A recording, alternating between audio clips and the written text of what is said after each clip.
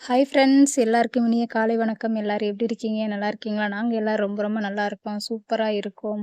இப்போ வந்து பார்த்தீங்கன்னா, பொங்கல் கிளீனிங் வீடியோ வந்துட்டு அக்கா போடுங்க, கிளீனிங் விளாக் வந்து போடுங்க போடுங்கன்னு சொல்லி நெறைய பேர் வந்து கேட்டுட்டே இருந்தீங்க.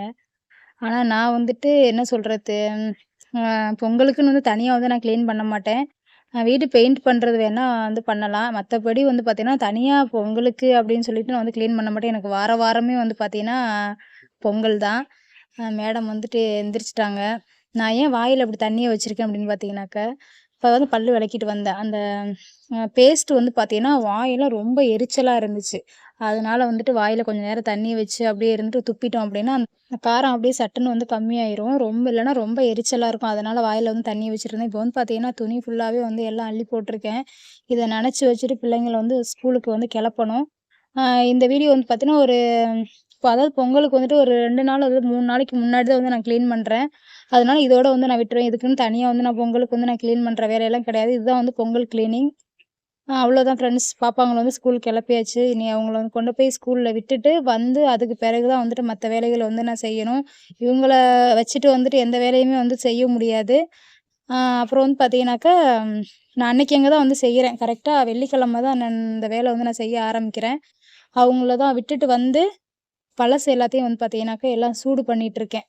எல்லாம் சூடு பண்ணி மறுபடியும் அப்படியே வேற ஒரு குண்டாவுல வந்து மாத்தி ஊத்தி வச்சுட்டோம் அப்படின்னாக்கா, கெட்டு போகாது. சாயந்தரம் வரைக்குமே மீதி இருந்தாலும் வந்து பார்த்தீங்கன்னா, கெட்டு போகாது. அதனால வந்து பார்த்தீங்கன்னா, சூடு பண்ணிட்டு, அது சூடாகுறதுக்குள்ள மத்த கழுவுன பாத்திரங்கள் எல்லாத்தையுமே வந்து பார்த்தீங்கன்னாக்கா, எடுத்து வச்சுட்டேன். இந்த பாத்திரம்லாம் வந்து பார்த்தீங்கன்னாக்கா, நைட்டே வந்துட்டு ஓரளவுக்கு வந்து நான் வந்து கழுவி வச்சுட்டேன். ஏன்னா நைட்டே வந்துட்டு கழுவி வச்சுட்டோம் அப்படின்னா தான், காலையில எந்திரிச்சு பிள்ளைங்களையும் கிளப்புறதுக்கு, சாப்பாடு செஞ்சு குடுக்கறதுக்கு எல்லாமே வந்து பார்த்தீங்கன்னாக்கா, அவசர அவசரம் இல்லாம கொஞ்சம் வந்து செய்ய முடியும். சூடு பண்ணி ஊத்தியாச்சு. நீ பார்த்தீங்கன்னா, டைம் வேற ஆயிடுச்சு. பாப்பாங்கள வந்து பார்த்தீங்கன்னா, கூப்பிட போகணும். சின்ன பாப்பா வந்து பார்த்தீங்கன்னா, ஒரு மணி 12:30 மணிக்கு வந்துட்டு கூப்பிட போணும். ஏன்னா, அவங்க வந்து ஆயம்மா இல்ல. டீச்சர் மட்டும் தான் இருக்காங்க. அவங்க மீட்டிங் வந்து போறதுனால 12:30 மணி, 1 மணிக்கு வந்துட்டு வந்து கூட்டிட்டு போ சொல்றாங்க.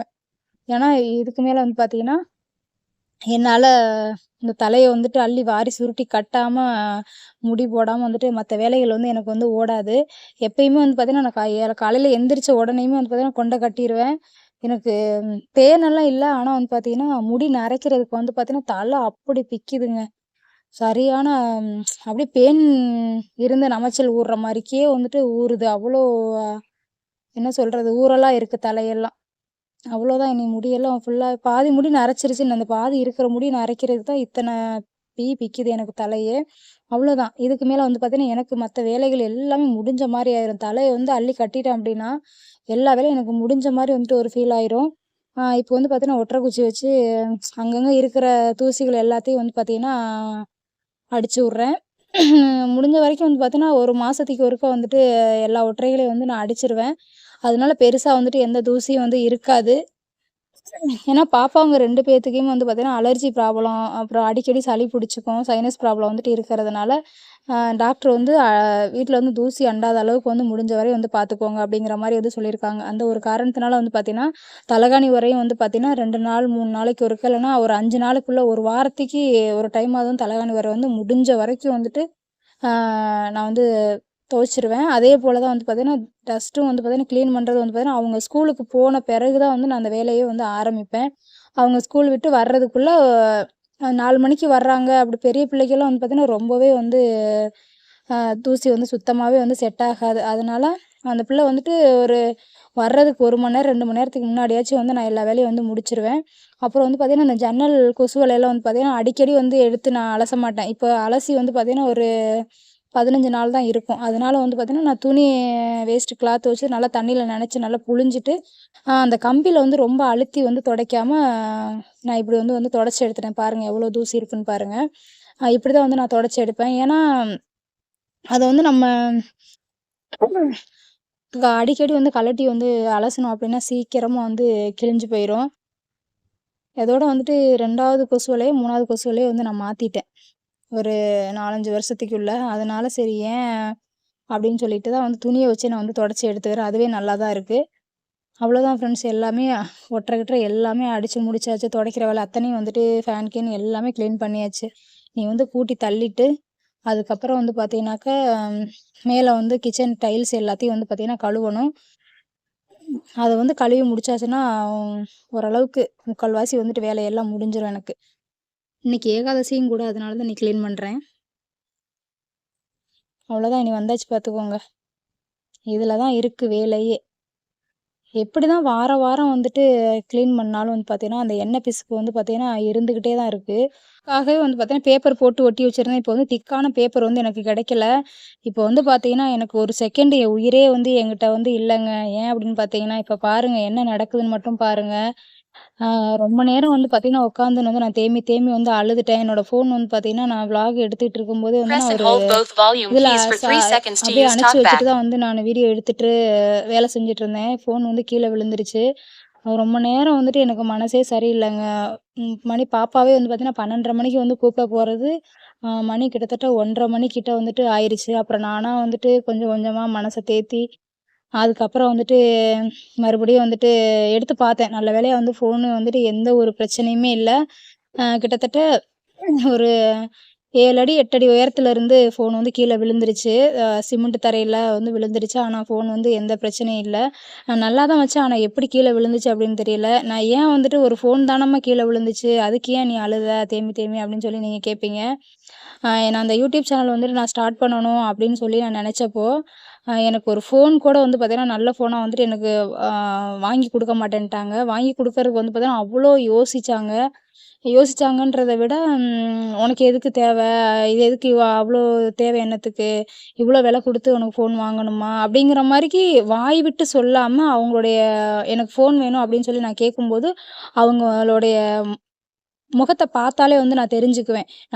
நம்ம சொல்றதுக்கு அவங்க என்ன ரியாக்ஷன் குடுக்குறாங்க அப்படிங்கிறத வந்து பார்த்தீங்கன்னா, அவங்களுடைய முகத்த வந்து பார்த்த உடனே வந்து நான் தெரிஞ்சுக்குவேன். அந்த மாரிக்கு வந்து எனக்கு ஃபோனே எனக்கு வாங்கி தரல. இல்ல அப்டின்னா, இன்னும் ஒரு 2 வருஷம், 3 வருஷத்துக்கு முன்னாடியே வந்து நான் சேனல் வந்து ஆரம்பிச்சு, இன்னும் என்ன சொல்றது? இன்னும் ஓரளவுக்கு நல்லபடியா வந்து நான் வளர்ந்துருப்பேன். இத்தன நாளைக்கு வந்து நான் சம்பளம் வந்து நல்ல ஒரு வருமானம் வந்து நான் இதுல வந்து எடுத்திருப்பேன். இவ்ளோ வந்து நான் கஷ்டப்படணுங்கிற எனக்கு அவசியம் இல்ல. என்னோட பிள்ளைங்களையும் வந்து நல்லபடியா வந்து என்னோட சின்ன குழந்தைய வந்து பார்த்தீங்கன்னா, நல்ல ஒரு ஹாஸ்பிட்டல்ல வந்து பார்த்து, அந்த பிள்ளைங்களுக்கும் வந்து எந்த பிரச்சனையும் இல்லாம நல்லபடியா வந்து வளர்த்துருப்பேன்.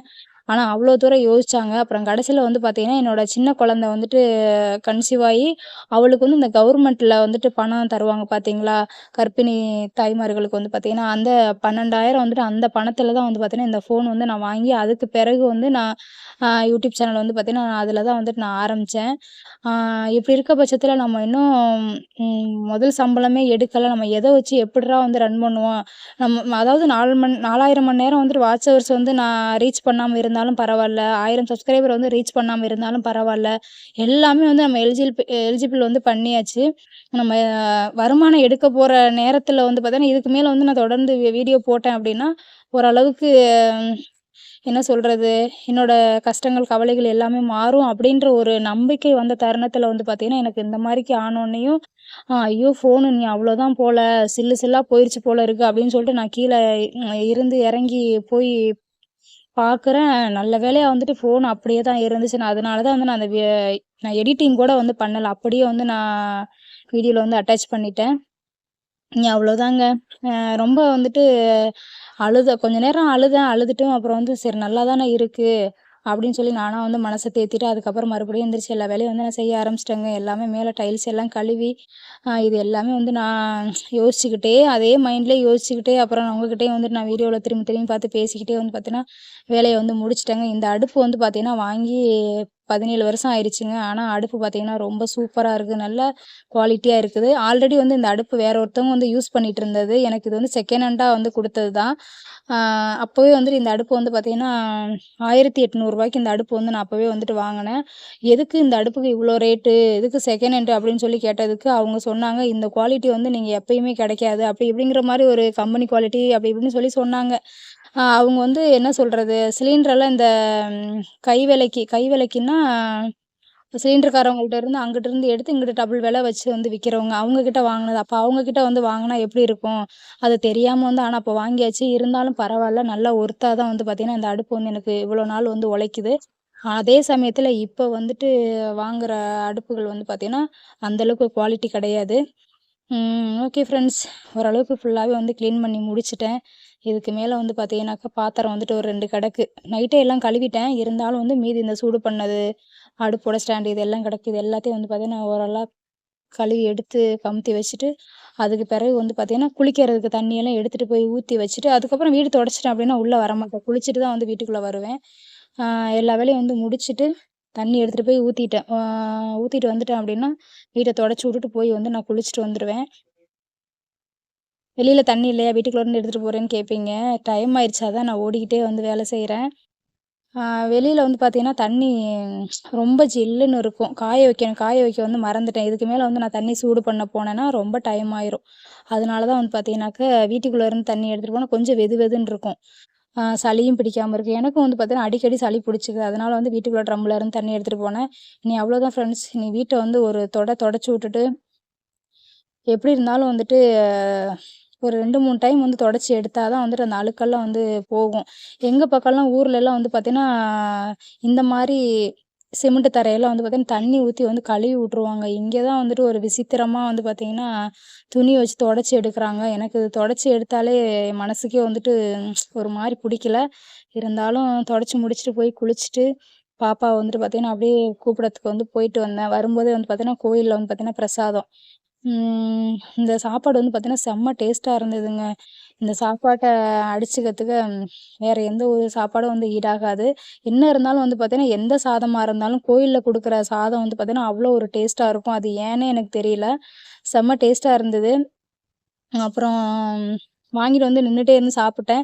அப்புறம் எனக்கே மனசுக்கு தோணுச்சு, ஐயோ! நம்ம வந்து நின்னுக்கிட்டே சாப்பிடுறோம் பாரு. வீடியோல கூட பார்க்குறவங்க வந்து திட்டுவாங்க. என்னம்மா கோயில் சாதத்த வந்து உட்காந்துக்கிட்டு சாரி நின்னுக்கிட்டே சாப்பிடுற உனக்கு அறிவில்லையா? உட்காந்து சாப்பிட மாட்டியா? அப்படின்னு சொல்லி திட்டுவாங்களே. ஒரு அவசரம். அந்த ஆர்வம் சாப்பாடு ருசியில நின்னுக்கிட்டே வந்துட்டு சாப்பிட்டேன். அப்புறம் வந்து பார்த்தீங்கன்னா, எனக்கே வந்துட்டு மைண்டு மாறி கீழ உட்காந்து ஃபர்ஸ்ட்டு நல்லா நிதானமா ரசிச்சு, ருசிச்சு சாப்பிட்டுட்டு, அதுக்கு பிறகு வந்து பார்த்தீங்கன்னா, நான் வீட்ல காலையில சாப்பாடு நான் சாப்பிடும்போது வந்து பார்த்தீங்கன்னா, மணி 1:45 கிட்ட ஆயிடுச்சு. இன்னைக்கு சாப்பாடு வந்து பார்த்தீங்கன்னா, சாப்பாடு, கீரை பருப்பு கூட்டு அவ்வளோதான். தயிரு, ரசம் அவ்வளோதான். சாப்பிட்டுட்டு கொஞ்ச நேரம் வந்து பார்த்தீங்கன்னா, ரெஸ்ட் எடுத்தேங்க. எனக்கு அந்த ஃபோன் கீழ விழுந்த ஞாபகமே எனக்கு மைண்ட்ல ஓடிக்கிட்டே இருந்துச்சு. சரி அத நெனச்சு என்ன பண்றது? அப்படின்னு நெனச்சுட்டு சாப்பிட்டுட்டு, அவ்வளோதான் ஃப்ரெண்ட்ஸ் போயிட்டு துணியெல்லாம் எல்லாத்தையும் எடுத்துட்டு வந்து வச்சாச்சு. ஏன்னா கொஞ்சம் மழை வர மாரிக்கு இருந்துச்சா, அதனால போய் துணியெல்லாம் எடுத்துட்டு வந்து வச்சுட்டு, அதுக்கு பிறகு வந்து பார்த்தீங்கன்னா, கொஞ்சம் நிம்மதியா வந்து உட்காந்தேன். ஏன்னா கொஞ்சம் அசந்து உட்காந்தோம்னா, மழை எந்நேரத்துக்கு தூறல் போடும்னு தெரியாது. ஓகே. இந்த வீடியோ புடிச்சிருந்துச்சு அப்டின்னா, மறக்காம ஒரு சப்ஸ்கிரைப் பண்ணுங்க, சப்போர்ட் பண்ணுங்க. உங்களுடைய சப்போர்ட்டுக்கு ரொம்ப ரொம்ப ரொம்ப நன்றி சொல்ல கடமைப்பட்டுருக்கேன் நானு. இதே போல எனக்கு தொடர்ந்து வந்து ஆதரவு குடுங்க. எல்லாரும் YouTubeல வந்து சம்பளம் வந்துருச்சா வந்துருச்சான்னு கேட்குறீங்க. எனக்கு வரலங்க. வந்தா கண்டிப்பா உங்ககிட்ட தான் வந்து நான் ஷேர் பண்ணுவேன். பாய்.